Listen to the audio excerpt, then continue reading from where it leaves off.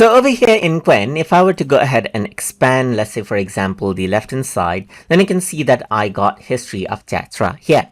So let's say what I want to do is I want to go ahead and delete all of it. In that case, you can go around over here onto, let's say for example, the settings right here. I can go ahead and expand it.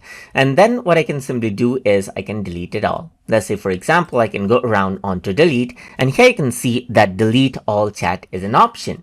So I can archive all or I can delete all, as you can see. So if I were to click on delete all chat, it asks you whether you are sure, because you might have mistaken the option right here. So if you're absolutely sure, because there's no way to recover it, if you want to go ahead and delete out the chat, you can go ahead and press the check mark button right here, and all of the chat, as you can see right here, are now deleted. There is no way to recover them anymore. And that is simply how you can go ahead and delete out all of the chats that you have inside of Qwen for privacy reasons, as you may need, as you like.